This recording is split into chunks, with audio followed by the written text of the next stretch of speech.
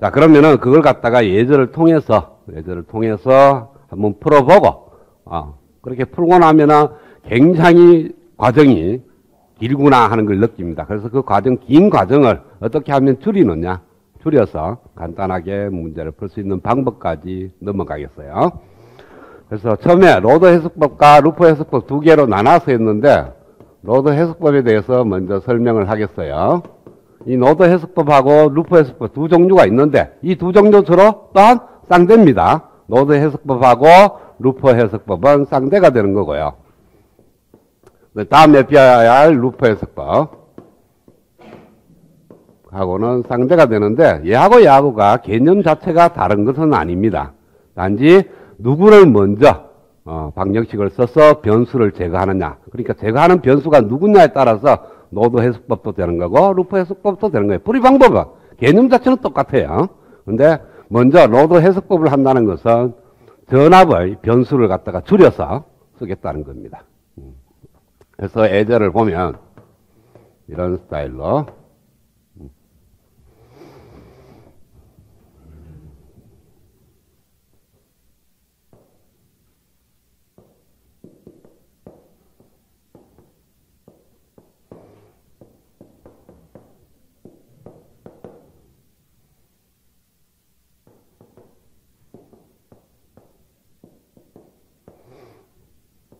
자, 이런 식으로 소자가 5개 있는 그러한 회로에 대해서 해석을 하는데, 여기에는 독립 전류원만 존재하는 케이스입니다.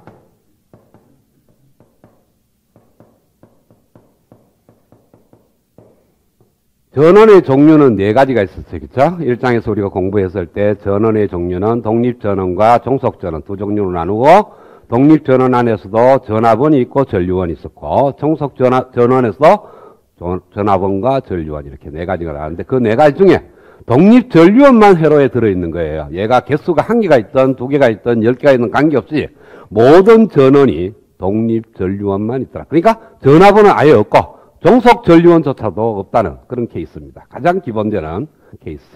그래서 저항 3개와 전류원 2개가 구성되어 있는 이와 같은 회로니까, 지난 시간에 얘기했던 그 과정을 그대로 거치겠습니다. 소자가 5개니까 각각의 미지수 2개로 지정을 해요. 그러니까 얘가 소자 1이라고 두고, 그러면은 소자 1에 걸리는 전압을 내가 V1이라고 정의하고, 소자 1에 흐르는 전류를 갖다가 I1이라고 지정을 합니다. 이거는 뭔지는 잘 몰라. 하여튼 있다. 소자가 있으면은 흘러들어가는 전류를 I1, 그 다음에 걸리는 전압을 V1이라고 지정을 합니다. 그 다음에 두 번째 소자, 얘를 딱 지정을 하는데, 얘를 역시 마찬가지로 흘러들어가는 전류는 I2, 걸리는 전압을 V2. 그 다음에 얘를 세 번째 소자라고 생각을 하겠어요. 그래서 흘러들어가는 전류를 I3, 걸리는 전압을 V3라고 미지수 지정하고, 또 이 소자를 네 번째 소자라고 생각해서 I4와 V4라는 걸로 만듭니다. 그 다음에 오음이라는 저항을 5번째 소자로 가정하고, 흐르는 전류를 I5, 걸리는 전압을 V5라고 정의를 하겠어요. 그러면은 5개의 소자에, 모든 소자에 걸리는 전압과 모든 소자에 흐르는 전류 해서 도합 10개의 미지수로 다 지정이 됐습니다. 그렇죠? 그러면 이 회로를 해석한다는 것은 이 10개의 미지수 값을 찾아내면 돼. 그러면은 10개의 미지수를 찾으려고 그러면은 10개의 방정식이 필요한 거니까 그 10개의 방정식을 구하는데, 소자의 개수가 5개니까 5개의 특성 방정식이 나옵니다. 그죠? 그래서 소자의 특성 방정식을 먼저 적겠어요. 특성식을 쓰면은 소자 1의 특성식을 봅시다. 소자 1을 보니까 4A라는 전류원이에요. 전류원의 특성식은 I 이꼬르 얼마 이런 꼴이 될 거예요. 그죠? 근데 흘러가는 전류 I1하고 실제 흐르는 전류 4A하고는 서로 반대 방향이니까 부호가 반대가 돼요. 그래서 첫 번째 소자의 특성식은 I1은 마이너스 4라는 방정식이 됩니다. 그러니까 I1은 마이너스 4A가 흐른다는 거예요. 왜? 밑에서 위로 4A가 흐르는 거니까 위에서 밑으로는 부호 반대되는 마이너스 4A가 흐른다. 이렇게 볼 수가 있는 겁니다. 그 다음에 두 번째 소자 15ohm이라는 저항의 특성식은 저항이니까 특성식은 오음의 법칙이 만들어가는 거예요. 그래서 걸리는 전압 V2는 저항 15ohm에다가 흐르는 전류 I2를 곱하면 되는 거니까 V2는 10 I2라는 특성식을 얻을 수 있습니다. 그러니까 두 번째 소자의 특성식이 되는 거예요. 그 다음에 세 번째 소자를 보니까 역시 저항이에요. 그래서 ohm의 법칙을 쓰니까 걸리는 전압 V3는 저항값 ohm에다가 흐르는 전류 I3 이렇게 세 번째 소자의 특성식이 되고요. 그 다음에 네 번째 소자를 보니까 네 번째 소자는 2A라는 전류원입니다. 여기서 첫 번째 소자하고 똑같은 개념으로 I4는 마이너스 2 이렇게 될 겁니다. 그 다음에 마지막으로 다섯 번째 소자는 ohm이라는 저항이니까 역시 ohm의 법칙 V5는 5 곱하기 I5 이렇게 다섯 개의 방정식이 만들어집니다. 그러니까 소자의 개수만큼 반드시 저건 나오게 돼 있어요. 꼴이 서로 종류에 따라서 꼴이 다르다 뿐이지 무조건 방정식은 소자의 개수만큼 나오게 되어 있습니다. 왜? 소자의 특성식이 없는 소자를 사용된 해로는 절대 풀 수가 없어요. 가르치지도 않았는데 어떻게 풀어냅니까? 그죠? 여기 있는 학생들이 토탈 몸무게가 몇 킬로냐? 그러면은 여기 있는 다른 학생들은 다 몸무게 하는데 한 학생이 안 가르치죠? 그럼 못 푸는 거죠. 그와 마찬가지예요. 그러니까 소자의 특성식은 모든 소자가 다 알려줘야 되지 하나라도 안 알려지면은 풀 수가 없다. 그래서 소자의 개수만큼 특성식은 반드시 나오게 되어 있고요. 그 다음에 두 번째 우리가 쓸 수 있는 것이 KCL 노드 방식입니다. 자, 이 회로에서의 노드점은 여기가 A라는 점이 하나 있고요. 그 다음에 요 라인인 B라는 점이 하나 있고 요 라인인 C라는 점이 하나 있어요. 여기는 노드점이 3개밖에는 없습니다. 그쵸? 맞아요? 또 있습니까? 노드점. 소자와 소자가 만나는 점인데 여러분들이 제일 착각하는 게 선인데 선은 고무줄처럼 늘어났다가 줄었다 할 수 있으니까 하나의 점이에요. 그러니까 이 점이나 이 점이나 이 점이나 이 점이나 같은 점이라는 거예요. 왜? 선으로 연결돼 있으니까 선이라는 것은 아무리 멀리 떨어져 있어도 같은 점이다라고 생각을 하면 됩니다. 그 다음에 이 점을 갖다가 절로 옮기다 돼. 그냥 선으로 쭉 꺼서. 그래서 이거는 하나의 전체가 점이니까 그 점을 A라고 두고 그 다음에 이것도 하나의 점이니까 B라는 점으로 두고 이것도 C라는 점으로 하나 두겠어요. 그러면은 나머지 점은 없습니다. 그래서 이 회로에서 노드의 개수는 3개입니다. 따라서 우리가 만들 수 있는 노드 방정식은 3가지예요. 일단 3가지 다 쓰겠습니다. A점에서 일단 노드 방정식을 A점에서 KCL을 써요. 그러면은 A점에서 보면은 I1이 흘러들어오고 이 4A는 지금 생각하지 않는 거예요. 요걸로 이제 소자의 특성은 이미 결정이 났어. 그 다음에 우리가 변수로서 쓰는 거예요. 나중에 그 변수 대신에 답이 있겠지만. 그래서 이렇게 흐르는 전류가 I1, 이렇게 흐르는 전류가 I2, 이렇게 흐르는 전류가 I3, 이렇게 흐르는 전류가 I4니까 A점으로 봐서는 다 흘러들어. 그렇죠? 나가는 전류가 없어. 그럼 흘러들어오는 전류를 다 더하면 제로가 돼야 되겠죠. 그렇죠? 그래서 I1 플러스 I2 플러스 I3 플러스 I4는 제로 이렇게 됩니다. 그 다음에 B점에서 한번 쓰게 되면요. B점에서 이 점에서 한번 생각을 해보자는 거죠. 그러면 I1이 흘러나가고 I2도 흘러나가고 I5도 흘러나가요. 그래서 얘는 흘러나가는 전류밖에 없어. 그래서 흘러나가는 전류를 다 더하면 역시 제로가 된다. 그래서 I1 플러스 I2 플러스 I5는 제로 이렇게 만들어지고요. C점에서는 보니까 I5가 흘러들어오고 I3가 흘러나가고 I4가 흘러나가는 거니까 흘러나가는 전류는 합은 흘러나가는 전류하고 같다. 이렇게 노드 방정식을 3개를 쓸 수 있습니다.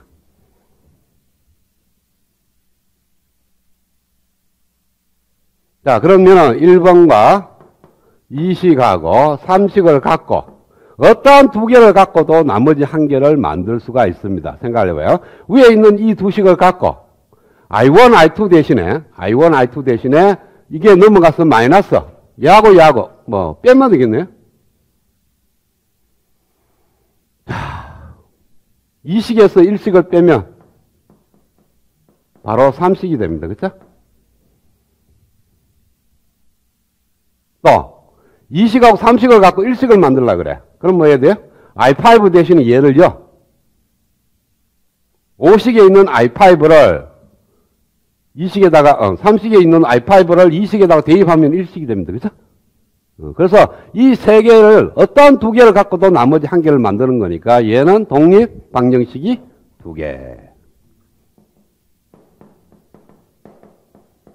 독립적인 방정식이 두 개가 되는 겁니다. 즉 노드의 개수에서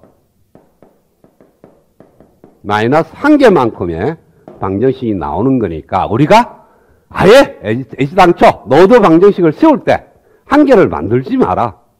다 만들지 말고 한 개는 만들지 말자는 거죠. 자, 그러면 어느 걸 안 만들기 좋냐 하면은 가만히 보면은 얘는 항이 개수가 4개고 얘는 개수가 3개씩입니다. 그죠? 그래서 1번씩 안 만들기 제일 좋겠죠. 그래서 어떤 노드에서 안 만들기 좋냐 하면은 그 노드에 브랜치가 몇 개가 관련 있는지를 보고 브랜치가 제일 많은 노드에 대한 노드 방식을 안 만드는 게 제일 좋아요. 하여튼 뭐 하든 그렇게 하든 이렇게 하든 하여튼 노드의 개수 중에 한 개는 안 만들어도 된다. 그게 있어요. 그래서 KCL 노드 방식 만들 때 한 개는 3배입니다. 어느 한 개가 될지는 그건 뭐 자기가 선택을 하면 돼요. 그 다음에 세 번째 KVL 방정식을 만듭니다. 그러면은 만들 수 있는 루프의 개수는 자, 주어진 회로에서의 루프의 개수는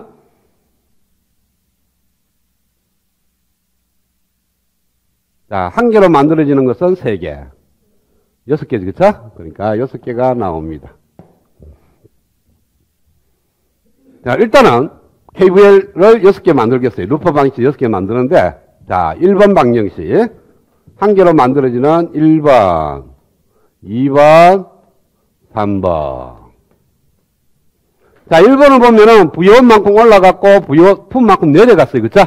그래서 올라간 높이하고 내려간 높이가 같아야 되는 거니까 V1 이꼬로 V2라는 것이 첫 번째 방정식입니다. 그 다음에 두 번째 빨간 라인의 루프 방정식은 V2만큼 올라갔고 V5만큼 내려갔고 V3만큼 내려갔으니까 올라간 높이 V2는 내려간 높이 V3 플러스 V5 이렇게 쓸 수가 있고요. 그 다음에 세 번째 루프 방정식은 V3가 올라갔고 V4가 내려왔습니다. 그래서 올라간 높이 V3와 내려간 높이 V4가 같다. 이렇게 세 개가 되고요. 그 다음에 두 개로 만들어지는 루프. 이렇게 두 개가 나옵니다. 그래서 요 왼쪽에 있는 걸 4번, 오른쪽에 있는 걸 5번이라고 둔다면 4번을 봅시다. V1 올라갔고요. V5 내려갔고 V3가 내려갔어요. 그래서 올라간 높이 V1은 내려간 높이 V3 플러스 V5. 이것이 네 번째 루프에서 만들어지는 방정식이고 다섯 번째 루프에서 만들어지는 걸 보면요. V2가 올라갔고 V5 내려갔고 V4가 내려갔습니다. 그래서 V2는 올라간 높이는 내려간 높이의 합과 같다. 이것이 다섯 번째. 그 다음에 최종적으로 전체의 루프를 포함하는 최외곽 루프를 생각을 하겠습니다. 여섯 번째 루프. 하면은 V1 올라갔고 V5 내려갔고 V4가 내려갔습니다. 따라서 올라간 높이 V1은 내려간 높이 V5, V6 이렇게 만들어집니다.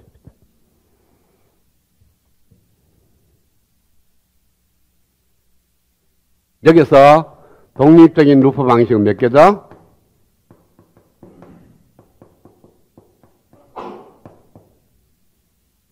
수는 무슨 수와 같습니까?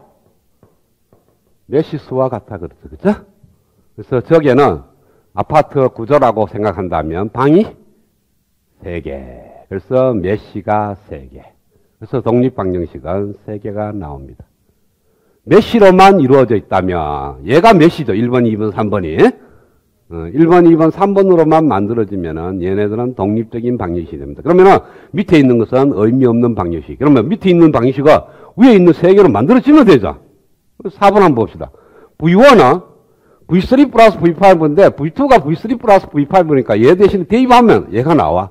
그 다음에 얘는 V2는 V4 플러스 V5인데 V3하고 V4가 같거든요? 대입하면 V4 플러스 V5 되죠? 그 다음에 다섯 번째, 여섯 번째는 V1은 V4 플러스 V5인데 여기다가 엮고, 얘를 엮고 V2는 V4 플러스 V5. 여기 오면 V1은 V4 플러스 V5 이렇게 된다고. 그러니까 밑에 있는 4, 5, 6번의 방정식은 1, 2, 3번의 방정식으로 만들어지는 겁니다. 자, 그런데 내가 1번, 2번, 3번을 안 쓰고 딴 걸 쓰겠다 이거지. 그러면은 1번과 2번을 쓰고 1, 2, 3번이 써도 되고요. 1번과 2번을 쓰고 3번을 안 써. 3번을 안 쓰면 1번과 2번에서 보면 V4라는 게 없습니다. 그래서 여기서 V4가 들어가 있는 5번 방정식을 하나 쓰면은 이것도 역시 독립 방정식을 쓸 수 있습니다. 그 이유는 뭡니까? 독립 루프라는 것은 독립 방정식을 만들어내는 루프인 독립 루프는 자신만의 브랜치를 가져야 돼. 그러니까 V4라는 항을 만들어진 이 네 번째 소자를 갖는 어떠한 루프도 3번 루프를 대신할 수가 있는 겁니다. 그러니까 3번 루프가 빠졌으니까 딴 거는 이 세 개는 이미 1번, 2번 루프에 포함됐으니까 필요 없고 3번 루프에만 포함되는 것이 이 네 번째 소자라고. 그래서 이 네 번째 소자를 포함하는 어떠한 루프도 이 루프도 좋고 이 전체 루프도 좋습니다. 이것이 독립 루프가 되는 거예요. 그래서 1번, 2번, 6번도 가능하다는 거예요. 자, 이런 식으로 가능하려고 그러면은 이 5번이나 6번이 독립 루프가 되는지 안 되는지 판단을 해야 돼. 그래서 약간의 판단하는 시간적인 그 소비가 필요한 거니까 시간이 좀 더 걸린다는 거죠. 그래서 모든 학생이 그냥 1, 2, 3번만 생각을 해버립니다. 근데 간간히 이제 전자회로 가면은 문제가 뭐가 있냐면 1번, 2번, 3번이 안 돼. 해놓고 보니까 아니 몇시는 맞는데 루프 방식으로 V가 정의가 안 돼 갖고 못 구해. 그러면은 다른 루프로 가야 됩니다. 다른 루프로 갈 때 그때 걔 루프가 독립 루프인지 아닌지를 반드시 판단을 해줘야 됩니다.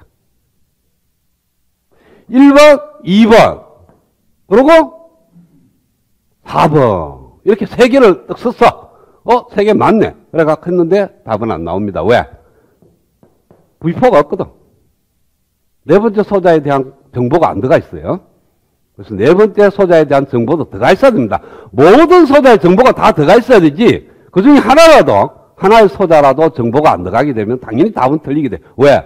걔 소자에 대한 정보가 안 들어가면 그 소자를 바꾸더라도 답은 안 바뀌어. 근데 해로는 어떤 소자 하나라도 바꿔치기를 하면은 답은 바뀌게 돼 있어요. 1옴짜리 저항을 2옴짜리 저항으로 바꾼다라도 모든 값이 다 달라지고 그 1옴짜리가 10옴짜리 저항으로 바뀌도 다 달라지고 그러니까 어떤 소자의 특성식이 바뀌면 전체의 답이 바뀌어버리니까 어떤 소자가 하나라도 방정식이 안 들어가 있다면 그건 문제가 있는 거죠. 그 소자의 정보가 안 들어가 있는 거니까. 그래서 반드시 루프 방정식에는 모든 소자가 포함이 되어야만 됩니다. 그래서 1번, 2번, 4번으로 갖고는 세 개의 독립적인 방정식이라고 말을 못해요. 왜? 1번, 2번 갖고 4번을 만들어지니까. 자, 그래서 많은 학생들이 1번, 2번, 3번을 많이 선호하니까 1, 2, 3번을 쓰는 거예요. 자, 그렇게 해서 하여튼 여기서 6개 중에 3개를 쓰는 겁니다. 자, 그래서 1번, 2번, 3번을 갖고 쓰게 되면은, 봐봐요. V1하고 V2를 갖게 뒀고, V3하고 V4를 갖게 뒀고요. 그 다음에 V5를 갖다가 표현을 해. 그러니까 V1을 미지수로 두고, V2는 그냥 따라서 가는 거지, 그쵸? V1을 내가 마지막 미지수로 두겠다는 거죠. V2는 그냥 V1으로 대체하면 되는 거니까. 그 다음에 V3를 갖다가 미지수로 지정을 해. 그러면은 V4는 그냥 따라갑니다. V4 대신 V3가 들어가면 돼. 그 다음에 이 식으로부터 V5는 V2 V3가 되는데 이 V2가 누구냐면 V1하고 같다 그랬으니까 V1 V5라는 걸로 바뀌게 되는 겁니다. 그러니까 이 1번, 2번, 3번 방정식을 이용을 해서 이 소자의 특성식을 변경을 시킵니다. 그러니까 여기에 나오는 5개.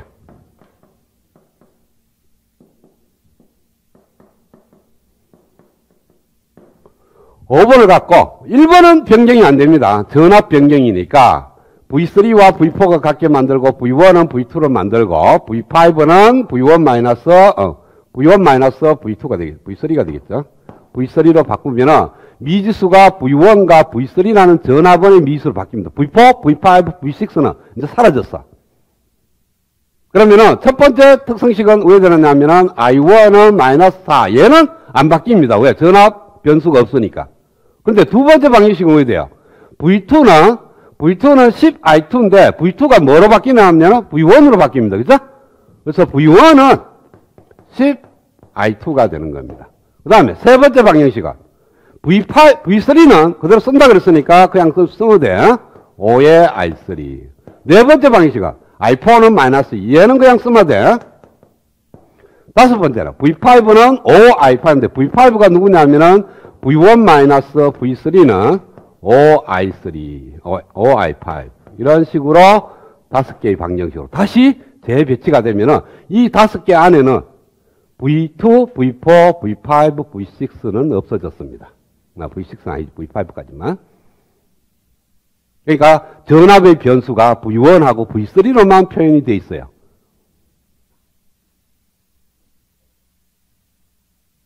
됐어요? 그 다음에 이제는 마지막으로 이 1번, 2번, 3번을 쓰는데 이 다섯 개 새로 만들어지는 이와 특성식 얘를 저기에다가 써먹습니다. 자, 얘를 이미 써먹었어요. 변수 변경하면서. 얘는 더 이상 쓸 필요가 없습니다. 그 다음에 여기에 있는 소자의 특성식이 1로 바뀌었으니까 이제 저 소자의 특성식도 필요 없고 얘가 필요한 거죠. 그쵸?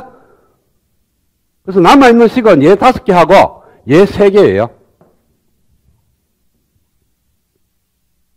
2개니까 얘를 안 쓴다 그랬으니까 얘는 안 쓰고 얘를 A와 B가 됩니다. 됐어요? 그러면은 A식을 어떻게 쓸 수 있어요? A식에 보면은 I1 플러스 I2 플러스 I5를 대입을 합니다. I1은 얼마나 그랬냐? 마이너스 4. 그럼 마이너스 4요. 플러스 I2는 보니까 여기 있어요. I2는 10분의 V1 플러스 I5는 뭐 여기 있어요.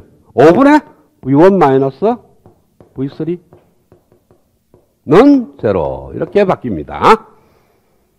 I라는 게 다 사라져 버려. 그 다음에 B라는 식은 I3는 어디냐면 여기 있어요. 5분의 V3입니다. 플러스 I4는 여기 있어요. 마이너스 2. 그 다음에 I5는 5분의 V1 마이너스 V3는 0. 그래서 A'과 B'이라는 식으로 바뀝니다. 그래서 A'과 B'을 풀면 됩니다. 네, V1과 V3라는 미지수 2개에 식은 2개니까 2원 1차 연립방식이야. 근데 과정이 너무 복잡한 거예요. 방식을 벌써 몇 개 쓰는 거예요. 10개를 써야 되는 거죠. 자, 그러면 과정을 보니까 소자의 특성식이 있었고, 노드 방식이 있었고, 루퍼 방식인데, 루퍼 방식을 먼저 갖고, 소자의 변수를 줄이고, 그 다음에, 노드 방식을 쓰면서 전류를 전압의 항으로 바꿀 때 소자의 특성식을 이용을 했습니다. 그러면은, 이 과정을 갖다가, V1하고 V2, V3, V4, V5는 V1 마이너스 V3가 되는 이 과정을 루프라는 방정식을 만들어서 독립 루프인지 아닌지도 판단하고 그것이 맞다 그래갖고 만들어서 변수를 줄이는 것보다 주어진 회로에서 우리가 어떤 게 있냐면요. 노드점이 이렇게 있어요. 뭐 개수는 관계없습니다. A, B, C, D, F까지. 자, 노드점만 생각을 해보자고요. 노드점만 생각하고 이 노드와 노드 사이에 소자가 하나 있을 수도 있고 2개 있을 수도 있어요. 아니면은 3개 있을 수도 있고 10개 있을 수도 있고 얼마든지 있을 수가 있는 거예요. 자, 어떤 경우냐 하면은 이 노드와 A라는 노드와 B라는 노드 사이에는 소자가 2개가 있습니다. 그쵸? 얘하고 그 다음에 B라는 노드하고 C라는 노드 사이의 소자는 얘 하나밖에 없어. 이렇게 노드점만 표현하면 노드와 노드 사이에는 얼마나 많은 소자가 있는지는 그렇게 중요한 게 아니에요. 왜? 우리가 이 A와 B라는 점을 정의를 이렇게 V1이라고 정의를 하면 이 안에 들어있는 모든 소자의 전압은 똑같이 V1이라고 디파인 됩니다. 지금처럼 A점과 B점의 로드와 노드 사이에 걸리는 전압을 첫 번째 소자에 의해서 V1이라고 지정한다면 굳이 V2라고 새로 지정을 안 해도 돼. 같은 노드점이니까. 그냥 얘가 V1이야. 그러면은 제일 위에 있는 저 식이 되는 거죠. 얘.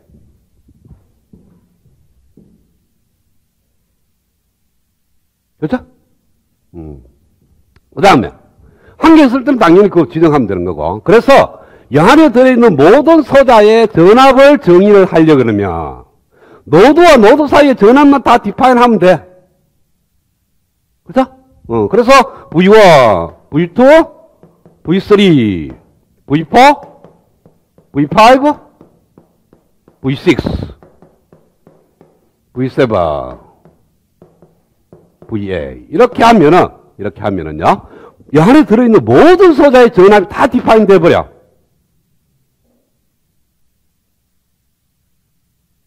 자, 이 회로에서, 이렇게 만들어지는 소자에서 노드의 개수가 얼마죠? A부터 둘, 셋, 넷, 다섯, 6개입니다. 지금 6개라고 지정을 했으니까.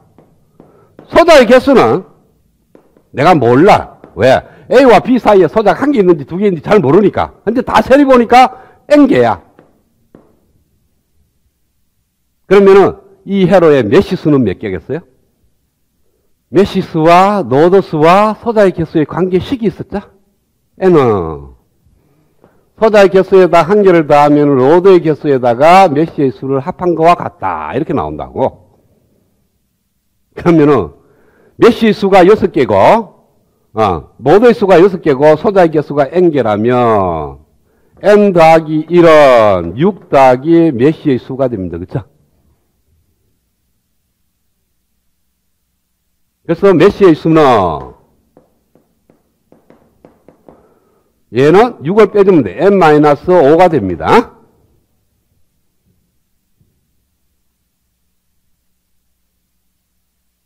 자, 노드의 개수가 6개니까 그러면은 모든 메시의 수를 썼다면 자, 이 안에 들어있는 메시의 수가 N-5개니까 N-5개의 방정식을 써서 변수를 다 줄였어. 원래 출발할 때 얘 변수 말고 모든 소자에다가 전압의 변수를 다 지정했다면 변수가 N개죠. 소자의 개수가 N개니까. N개인데 그 N개에서 N-5개의 방정식을 썼어. 그럼 남아있는 방정식 변수가 몇 개 남아야 돼? 5개의 변수가 남아야 되죠. 자, 변수가 봐요. 여기에 루퍼 방정식 3개를 썼으니까 원래는 출발할 때 5개의 전압 변수가 있었는데 이 3개의 메시 방식을 쓰고 나니까 변수가 몇 개로 줄었어요? 전압 변수 2개로 줄었잖아. 그러니까 이 방정식 하나가 없어질 때마다 변수 하나씩 줄어. 자, 그러면은 소자의 개수가 N개니까 전압의 변수가 N개가 있는데 메시의 수가 N-5라고 했으니까 N-5개의 방정식을 썼어. 그럼 남아있는 변수의 수는 5개예요. N에서 N-5를 빼주는 거니까. 그럼 변수가 5개 남아. 그래서 이 점들을 5개의 변수로 표현이 가능합니다. 표현을 하면 돼. 그러면은 얘를 쓴 것이 됩니다.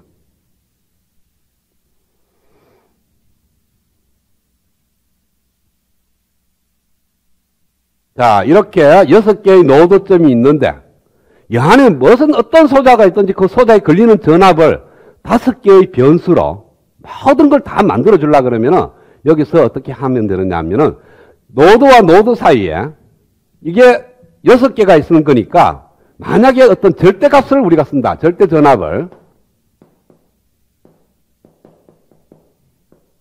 절대 전압을 쓰려고 그러면은 지금 우리가 저기에 디파인한 것은 상대값으로 디파인을 했습니다. 그죠? 저걸 갖다가 절대값으로 디파인 하겠다는 거예요. 절대값으로 디파인 하려고 하면 반드시 기준점이 하나 필요해. 어디에서? 그 회로에서. 그래서 이 6개의 노드점 중에 한 개를 기준점으로 정합니다. 그래서 내가 F의 점을 기준점으로 정해. 0볼트라고. 그러면은 나머지 5개의 점을 갖다가 내가 절대값으로 미지수로 지정을 해. VA, VB, VC, VD, VE 이렇게. 그러면 요 사이에 걸리는 전압은 봐요. 기준점에 비해서 얘가 VA만큼 높아. 그 다음에 기준점에 비해서 얘가 VC만큼 높아. 그래서 루프를 이렇게 만듭니다. 그러면 여기서 VA만큼 이렇게 플러스 마이너스 VA, 여기에 플러스 마이너스 VC, 그러면 여기 플러스 마이너스는 VC 마이너스 VA 이렇게 된다는 거예요. 자, 이걸 다시 여기로 띄워올게요.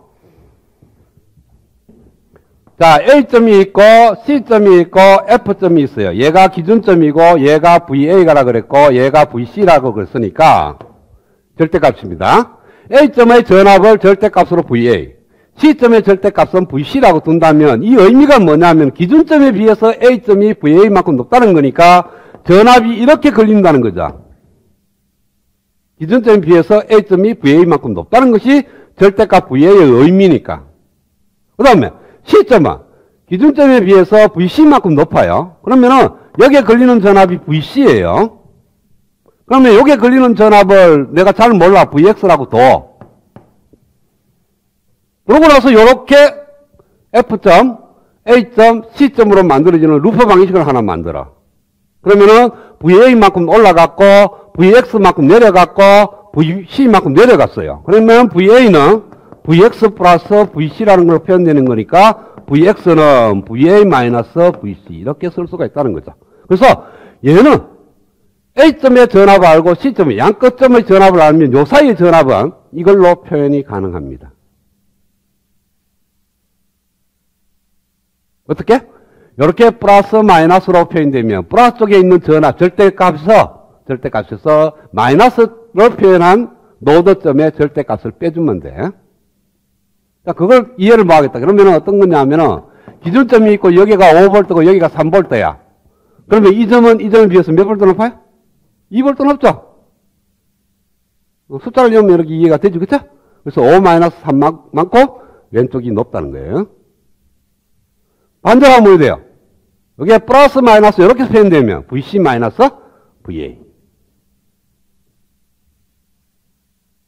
그래서 어떤 포인트든지 자, 6개의 노드점이 있는데 한 걸 기준점을 잡으면은 모든 노드점의 전압을 절대값으로 표현을 하면은 그 개수가 바로 여기 있는 이 5입니다.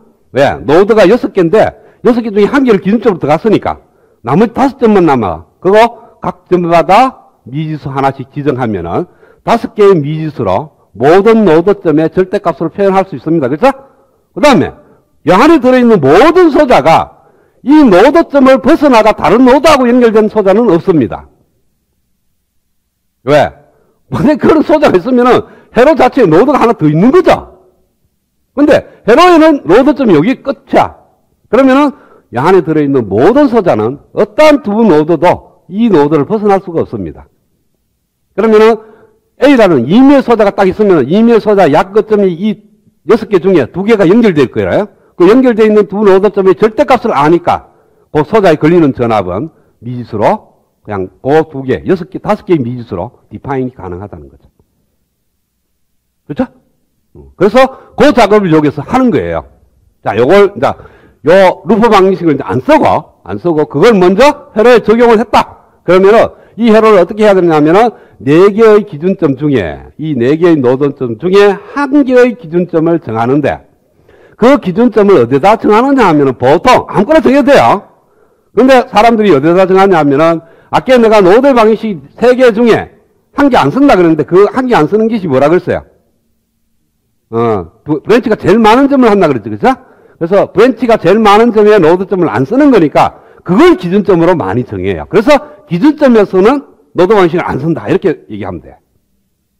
다르게 해도 돼요. 기준점이 노드 쓰고 이걸 A점을 기준점으로 쓰고 B, C에 대해서 노드 방식을 써도 좋고 이걸 기준점으로 쓰고 B와 A에서 노드 방식을 써도 돼요.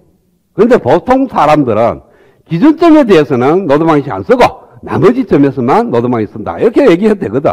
그래서 기준점을 브랜치가 제일 많은 포인트로 많이 정하는데 기준점이 이런 데 있으면 좀 하늘로 치솟는 기분이 들어요. 왜? 기준점이라는 것은 제일 밑바닥이니까 아래쪽에 있는 게 조금 회로가 안정적으로 보여요. 그래서 우리 그려놔놓고 맨 밑에를 기준점으로 많이 씁니다. 그래야 보기가 좋다 이거지. 그러나 기준점은 꼭 밑에만 정할 필요는 딴 데 정해도 충분히 가능합니다. 그래서 여기를 기준점으로 정해요. A점을. 그러고 나서 B점의 전압을 갖다가 VB라고 지정하고 C점의 전압을 VC라고 지정을 합니다. 그래서 기준점에 비해서 B점의 전압은 절대값으로 VB, C점의 전압은 절대값으로 VC 이렇게 정하게 되면 자, 아까 디파인한 V1부터 V5를 다시 쓰겠어요. V1은 뭐가 되느냐 하면은 VB하고 같습니다. 그죠?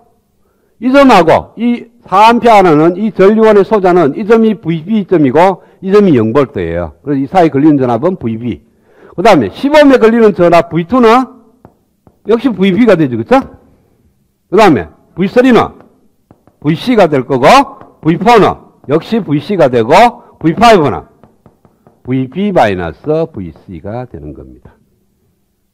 그래서 5개의 소자에 걸리는 전압이 VB와 VC로 다 디파인 돼버렸어. 이미 KCL 방식을 써버렸다는 거예요. 그래서 앞으로 여러분들 문제 풀 때는 잘 모르면은 아까 했던 방법으로 처음부터 차근히 하면 돼. 하다가 어느 정도 자기가 이제 알면 지금처럼 기준점 정하고 노드점의 전압을 정해갖고 모든 소자의 전압을 디파인 해버리는 거죠. 자, 그러면은 소자의 특성식이 이제 바뀝니다. 전류원을 그대로 놔두고 전압만 바뀌어요. 자, 두 번째 소자 V2가 VB라고 했으니까 여기는 VB가 들어갈 거고, 세 번째 소자는 VC가 들어갈 거고, 다섯 번째 소자는 VB-VC라는 이런 식으로 V가 V3가 아니고 VC, V가 VB와 VC 미지수 두 개로 전압은 표현이 됐습니다. 그쵸? 자, 그 다음에 남아있는 방정식이 뭡니까? 이거는 이제 써먹었으니까. 루프 방정식은 써먹었고, 요 8개를 갖고, 전류 미지수 5개와 전압 미지수 2개. 아니지. 이게, 1번은 아니죠. A점은 아니라 그랬고. 자, 노드 방정식 2개와 특성 방정식 5개를 갖고, 전류 미지수 5개와 전압 미지수 2개인 7개의 미지수, 실은 미지수가 7개? 방정식 7개. 그래서 7원 1차 1방식인데, 이 5개의 특성식을 여기다 대입을 합니다. 대입을 하면은, I1은 마이너스 4, 플러스, I2가 10분의 VB, 플러스, I5가 5분의 VB 마이너스 VC. 세로라는 방정식이 하나 만들어지고요. 이게 A식이 되는 거죠. 프라임이 합시다. 그 다음에 B식은 I3는 5분의 VC는 I4 마이너스 2는 I5 5분의 VB 마이너스 VC.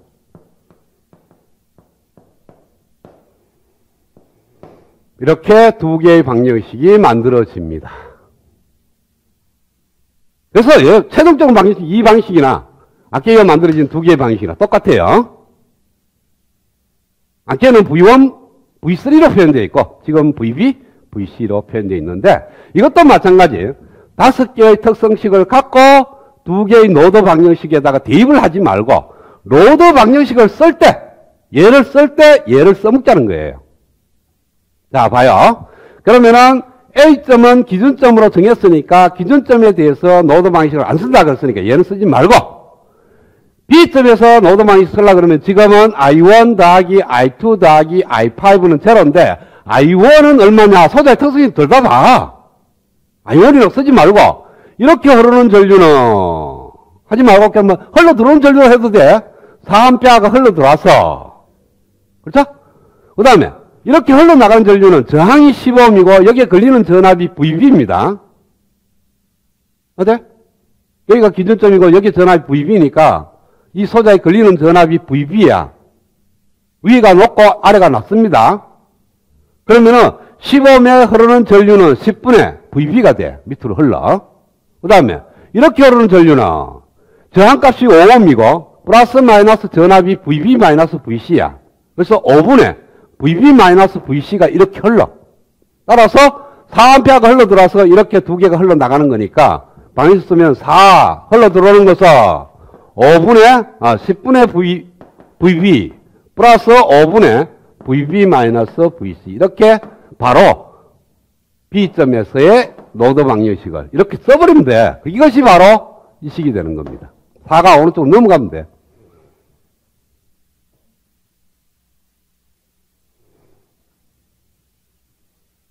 됐어요?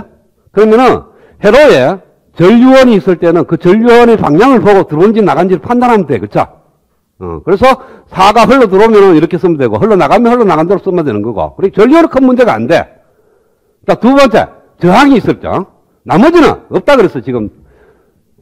독립 전류원만 존재하는 거니까 전압은 생각하지 않는 거예요. 전압을 있을 때 다시 생각을 해야 되니까. 그걸 좀 이따 생각하고, 전압은 생각하지 말고, 종속 전류원도 생각하지 말고, 독립 전류원만 이렇게 있는 케이스니까, 전류원 표현 가능하고, 그렇죠?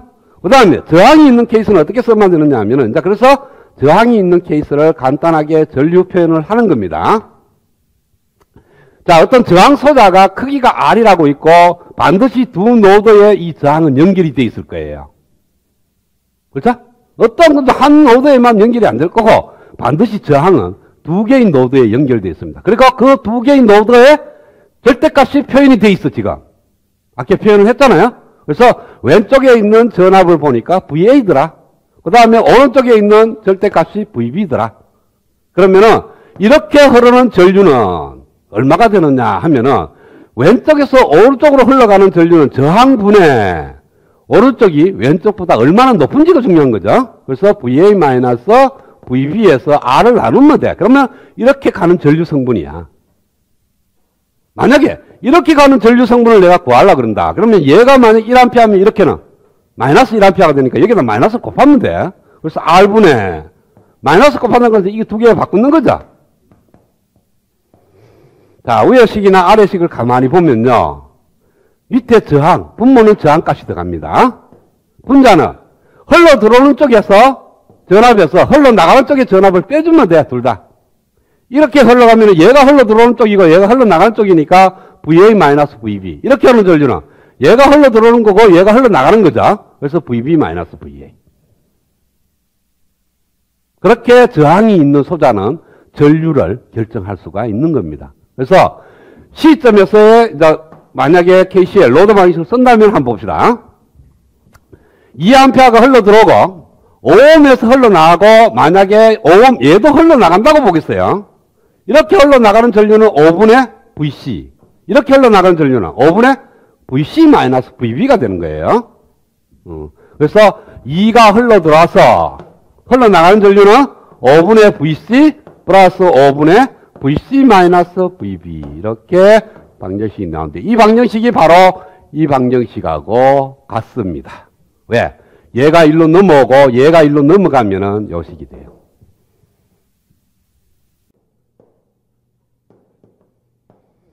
자, 요걸 최종적으로는 노드 해석법을 풀 건데요. 지금은 아까처럼 처음부터 차근차근히, 그러니까 노드 해석법, 루프 해석을 몰라. 그냥 단지 아는 것은 소자의 특성식을 알고 있고, 그 다음에 KCL을 알고 있고, KVL을 알고 있는 그런 케이스입니다. 그래서 소자의 개수를 보면 6개. 그래서 그냥 아무 생각 없이 모든 소자에 걸리는 전압을 다 지정해.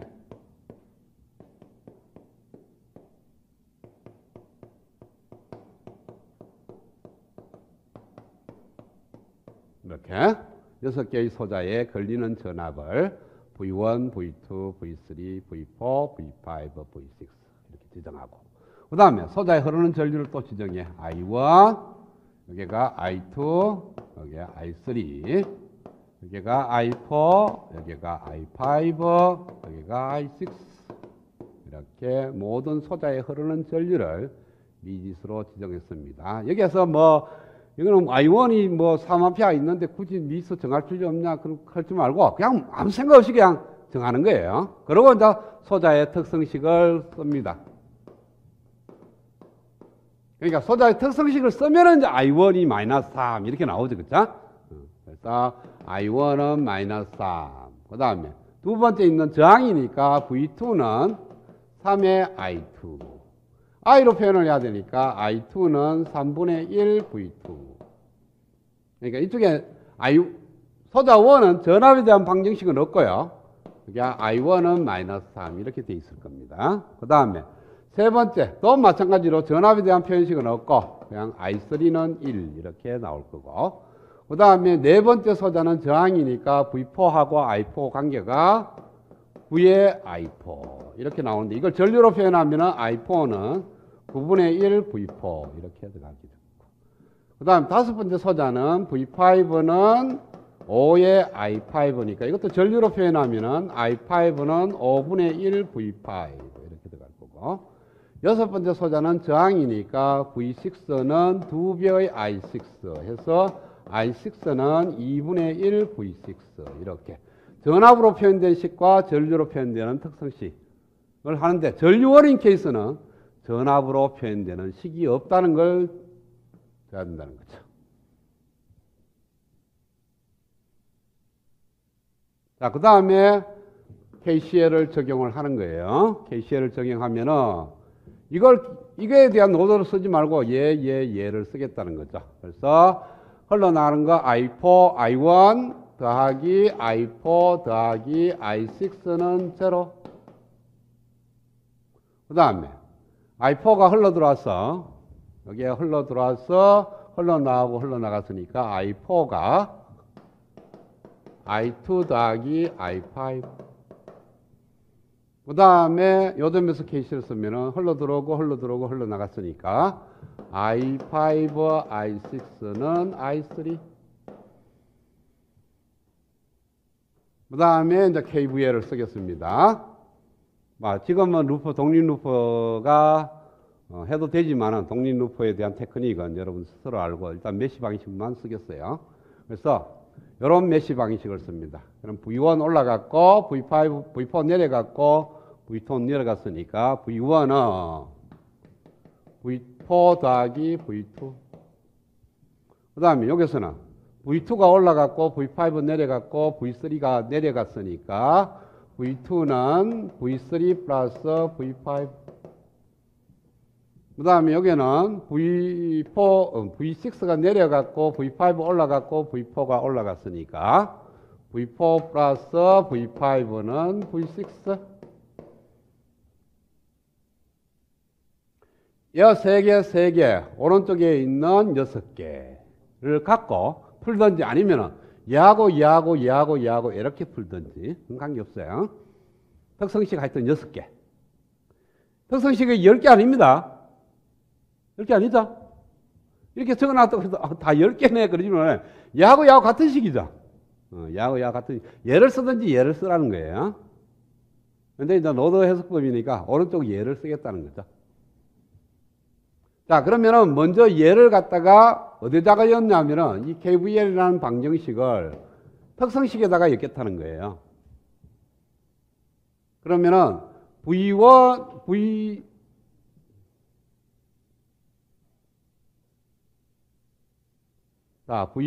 그대로 쓰면은 V4는 V1 마이너스 V2라는 걸로 1번식이 이렇게 내려오고 2번식은 V5는 V2 마이너스 V3로 대처하고, 그 다음에 얘는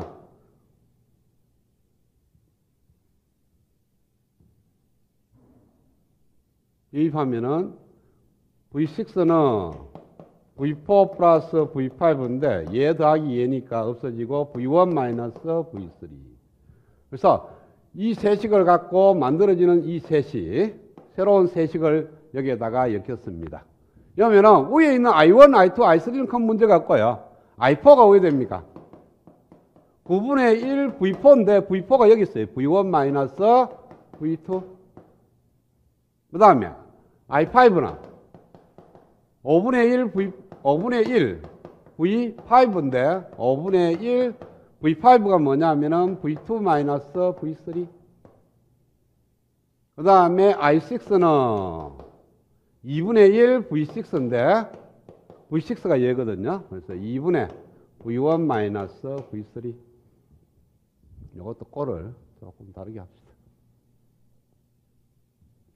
9분의 V1 마이너스 V2. 5분의 V2 마이너스 V3.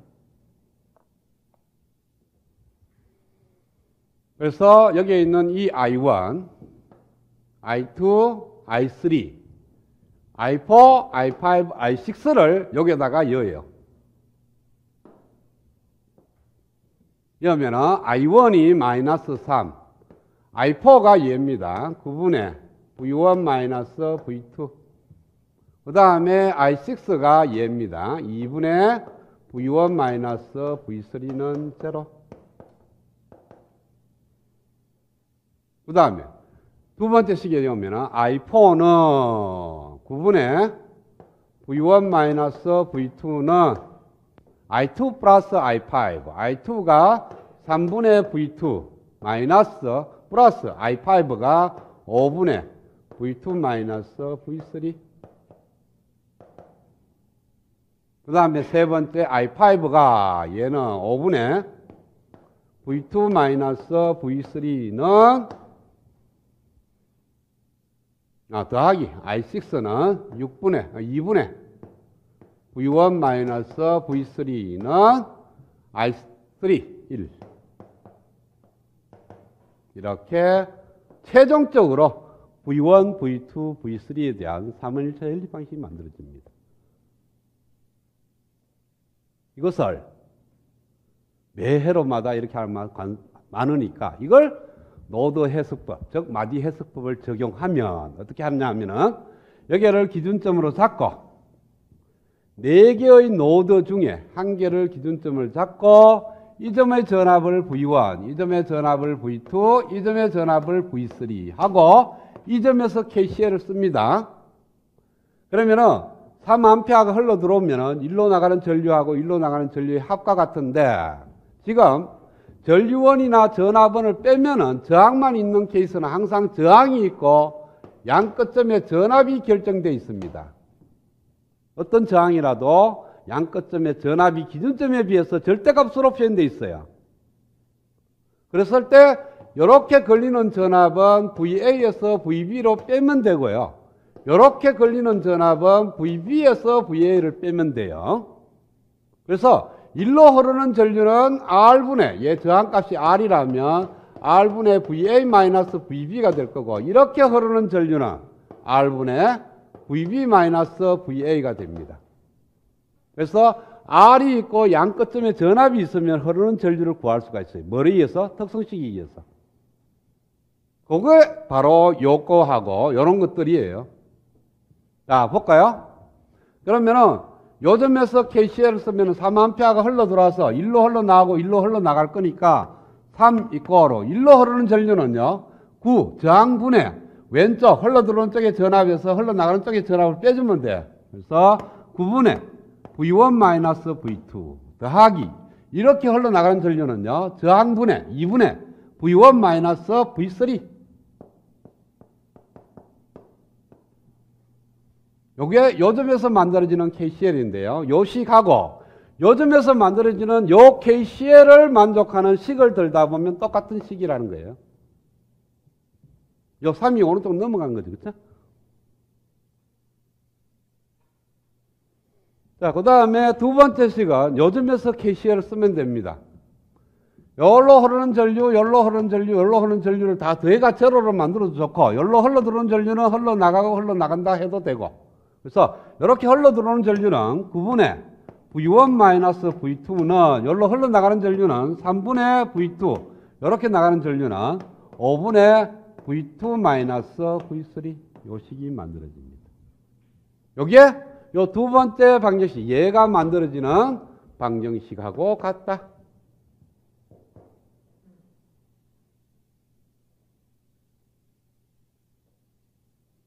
그 다음에 세 번째는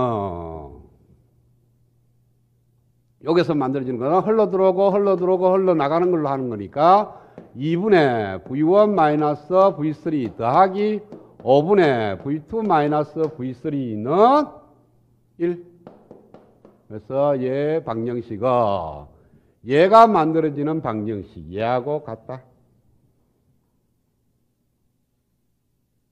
그래서 앞에 과정 다 생략하고 이렇게 회로가 나오면 노드 해석법을 쓰면 바로 이 세 개의 방정식을 갖고 풀면 돼. 그러나 그 숨어있는 뜻은 지금 같은 장한 설명이 필요하다는 거죠. 그러니까 이건 한 번만 해보면 돼. 자꾸 할 필요는 없어. 한 번 해보고 그 다음부터는 얘가 이해가 다 되면 바로바로 가는 거죠. 가면서 머릿속에는 아 중간 과정이 있다.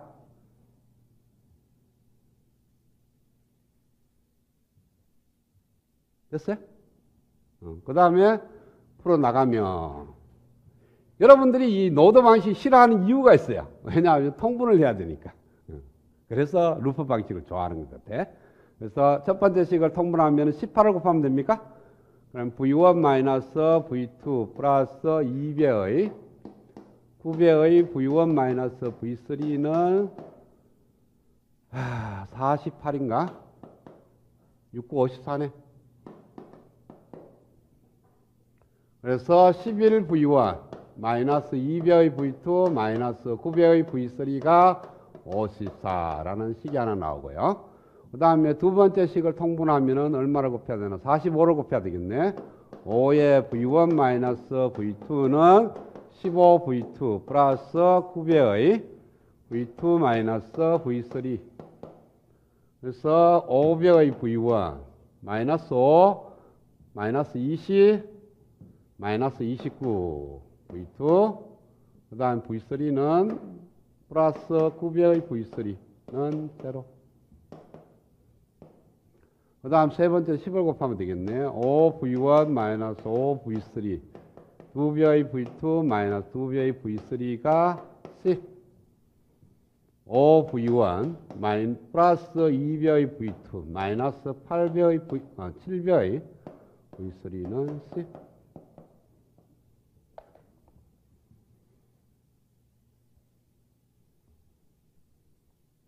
그래서 1, 2, 3으로부터 V1과 V2와 V3 값을 구하면 됩니다.